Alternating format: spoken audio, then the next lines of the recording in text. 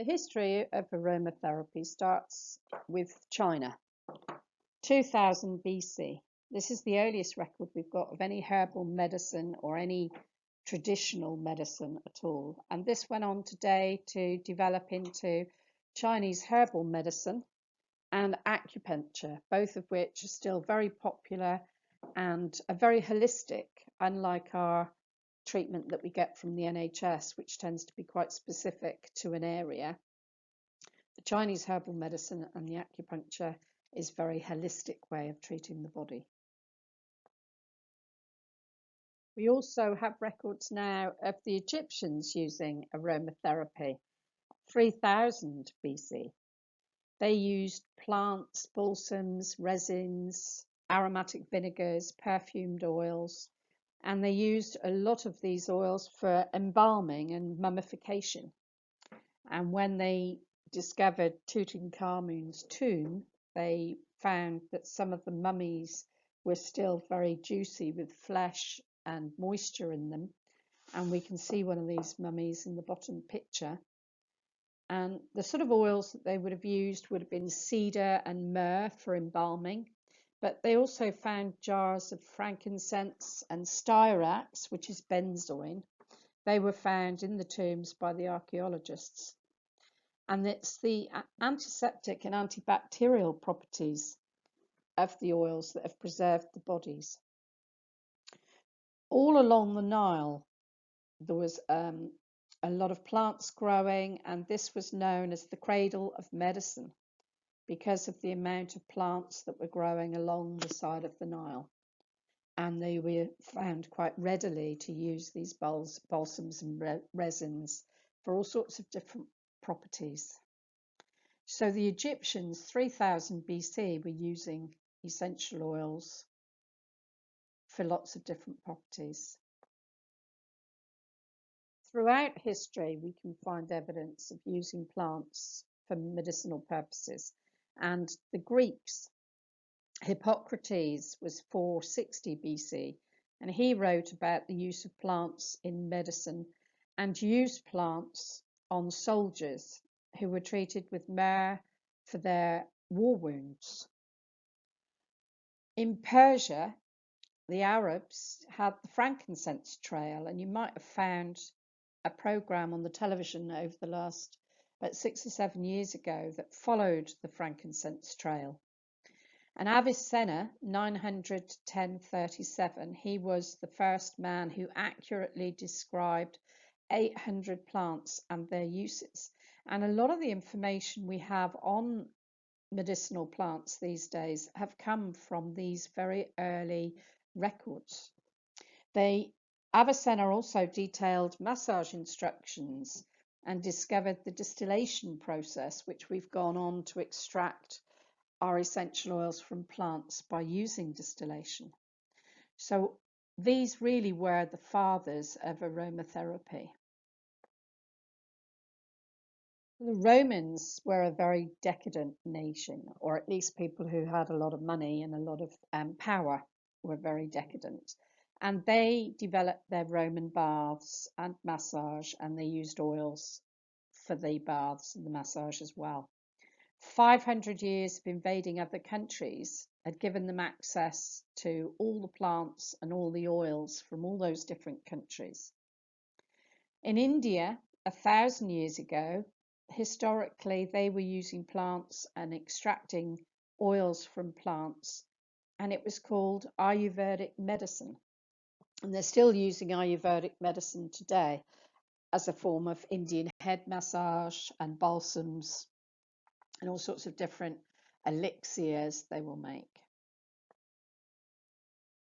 The history of aromatherapy is really quite fascinating.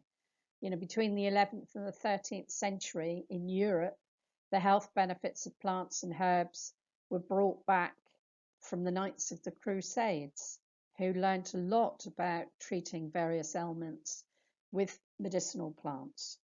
The Great Plague, it was only the apothecaries and the perfumers who were considered immune to the plague.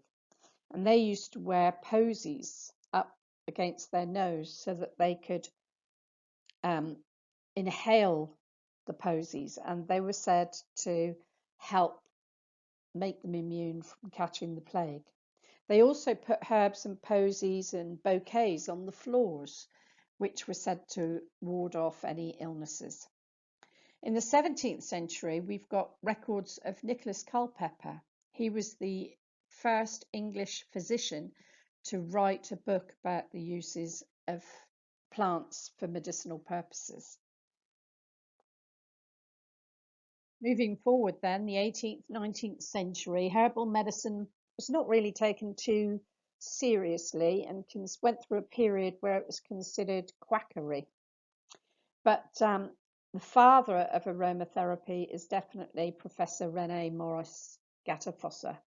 Gattefossé was a French biochemist who in the 1920s burnt his hand on a Bunsen burner or whatever alternative they would have had, and it was so bad that he plunged his hand into a vat of lavender to get relief, and discovered that actually he had very little, if any, result of his burn at all. He was quite astounded by the benefit of lavender for healing his burn. Because of that, he went on to use essential oils, particularly lavender, on the First World War victims, 1914 to 1918, on their wounds and the burns of their victims. He introduced the term aromatherapy and published the first book we have on aromatherapy in 1928. So René Maurice Gattefossé was the first person to term the phrase aromatherapy and write up about aromatherapy. Jean Valnet was a French scientist who used the oils for wounds and burns as well, but also he developed the psychological side of essential oils and for recommending them to be taken internally, which in France they can do, but in England we can't get insurance for recommending the use of internal taking of the oils. Marguerite Maury in 1940s, she was an Austrian biochemist who studied with Jean Valnet and brought aromatherapy first to England. Then Micheline Arcière was the first lady to start thinking about the absorption of oils on the skin and using it as a beauty treatment. Then we have present day, we've had Professor Arnold Taylor was the chap that I trained with and used to own. In fact, I think he founded iTech. Eve Taylor, I know, and Robert Tisserand, and Shirley Price was who I trained with back in the 80s. And she developed clinical aromatherapy treatment, much more hands-on than Robert Tisserand or Eve Taylor. Robert Tisserand went down the route of discovering more about the biochemicals. So that brings us up to the present day. And currently we have level 2 and level 3 aromatherapists. Level 2 came about because of the requirement in the spa industry for, excuse the expression, cattle fodder, really. So level 2 aromatherapists can only do treatments under supervision. They can't blend their own oils, so they use pre-blended oils, and they work generally in the spa industry, usually straight from school. Whereas the level 3 aromatherapist can belong to the Aromatherapy Organisation Council, and they're insured to run their own business unsupervised. We do blend 42 oils and 19 carriers, and when we're qualified you can expand that to anything else that's on the market that you like, because there is a lot of essential oils. And we call ourselves clinical aromatherapists, and that's the course that you're studying.